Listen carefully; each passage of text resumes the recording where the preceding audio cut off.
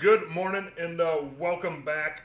Pretty simple. We got a pork loin in front of us. Now, pork loin, to me, I'm not a huge fan of pork loin. Never have been. To me, it's just kind of bleh. But the girlfriend, it's like her favorite thing to cook, or to eat, I should say. I cook it, she eats it. You know how that goes. But you can buy like the little pork tenderloins, and those are kind of cool. You can find these in like quarter sections that I think the butcher just gets in, quarters these up, and then sells them as pork roasts or pork loin or whatever you want to call it. But what I do kind of find cool is if you can find the whole pork loin like I did, and cooking this whole thing just as one big cut of meat. I think that's kind of cool. I do like cooking big slabs of meat. This pork loin right here, $1.99 a pound, 12.23. It's the Prairie Fresh Natural brand, or whatever you want to call it. But we're going to go ahead and get this ripped out of the package.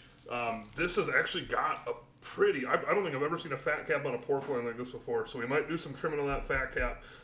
But let's go ahead and get this thing pulled out of the package, and I'll show you how I get it prepped up. Alrighty, we got her pulled out of the package. I just patted it dry with some paper towel. I'm not going to rinse this off. Don't rinse your meat because it can contaminate the things around it. So here's what we got. I don't have a cutting board this big. So kind of like the last brisket video I did, we're going to use just tin foil here to trim it. Now some of this fat over here, this feels pretty soft, so I'm going to leave it, but it feels a little harder towards this end. So I'm not going to trim a lot of it off because I'm going to cook this fat cap down, and I don't know what grill I'm going to cook it on, but I do know that we're going to stick with the low and slow trend.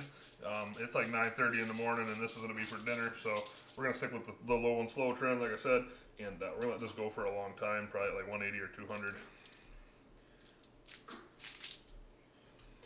You know, and again, too, you don't have to trim this fat cap, down at all if you don't want to, but I don't know, I felt like it, so here's where we're at. Now we're going to call it good right here. Here's the fat that I pulled off. Probably, I don't know, feels like a good half-pound burger to me, so not a whole lot of trimming. So I'm not going to save it, I'm just going to go ahead and throw this away. All right, and there are certain ways that you can do this, but what I like to do, I'll try to show you here, is kind of just go 1 wrap, 2 wraps, and then 3 wraps, and then kind of tighten her up a little bit. And then if you do the 3 wraps, it holds for you, and then I just like to make 1 knot and get her good and tight, maybe 2 knots, depending on how I feel, and go ahead and cut it, whoops, like that. So continue that for the other 5 of these, or 4 of these twines. And there is a rhyme, there is a way you can do this pretty much with 1 piece of twine or 1 piece of rope. It's pretty neat. Just look it up on YouTube. Just type in like how to truss, say prime rib roast, or how to tie up a prime rib roast. And I'm sure you'll see a bunch of videos. But I've watched those videos, and I've tried doing it that way before. And let's just say Mad Horse does not possess that skill yet. And this is going to be about good. The main reason why I do this is because a lot of the times when you buy these pork loins, like they look like they're going to be, a round shape, but when you pull them out, they kind of flatten out. And I like to tie them up just to kind of make it more of a uniform shape all the way through, and then it cooks more even. And let's go ahead and get this thing seasoned up. Seasoning we're using today is this Tailgaters BBQ Party Rub. Been wanting to try this stuff for quite some time. And I tried it last night. Actually, I tried it on some pizza earlier this week, and then I tried it on some chicken drumsticks last night. It's pretty good, but this is the first big cut of meat. But we're not going to use a binder today, and I'm going to season up the fat cap side first. And I'm not super concerned with the fat cap side getting a whole lot of seasoning on it. Like I said, we're going to cook this thing fat cap down, but so that's going to be about good for the fat cap.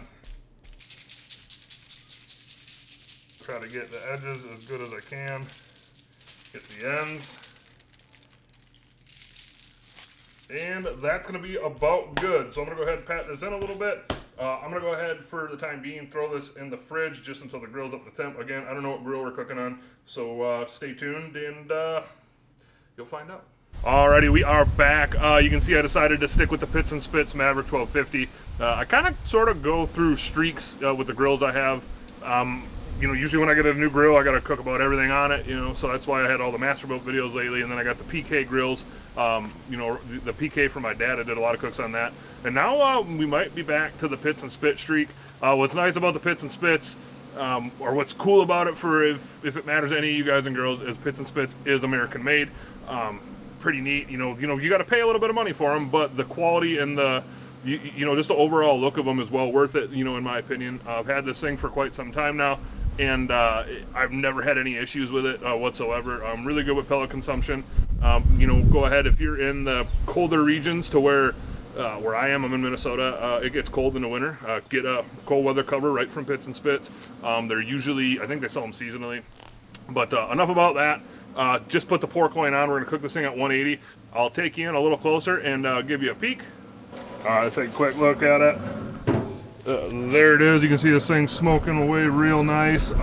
Running this thing at 180 degrees this morning in hopes, like I said, in hopes for like a 4 to 5 or 6 hour cook is what my hopes are. Go ahead and close this thing down. I am monitoring the temperatures using my Maverick XR50. And just a pro tip here, or a little tip what I like to do, is I don't have to use my third party to monitor this. I just do because it's got good range on it.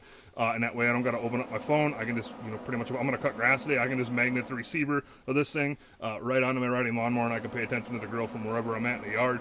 But there is this probe hole here that they put the internal temp sensor through. That's kind of where I like putting mine through. That way you don't have to, put your cords in and out of the lid. The pellets we're using today is my go-to lately, probably for like the last 4 or 6 months. We're using the Pit Boss pellets. We're using a combination of the competition, which is hickory, maple, and apple.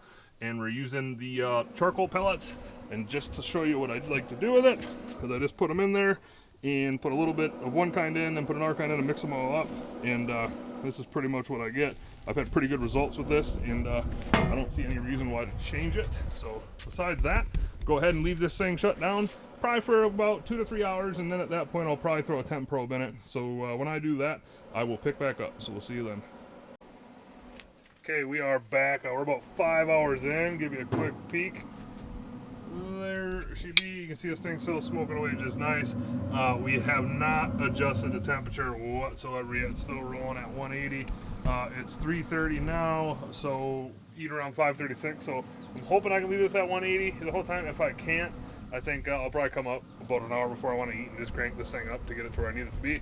But yeah, I will probably, we're going to check back in one last final time when we're slicing into it. So we will see you then. Alrighty, we are back, and it is time to eat. Real quick, I'm going to go over the cook times. 7 hours, 6.5 hours at 180.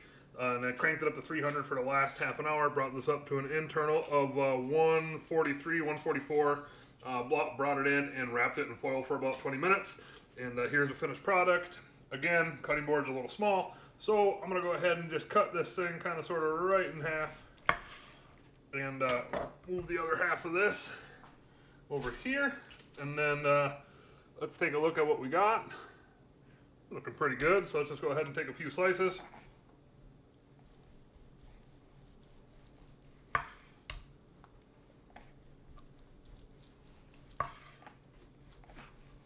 That should be about good. Let's go ahead and take a piece right there. Just do a little close-up on it. Looking, well, it's hot. Looking pretty good. Go ahead and try a quick piece here. Let's see what we got. That for pork loin, that's pretty good. Got a really good smoke flavor to it. I'm really liking that Tailgater's Party Rub.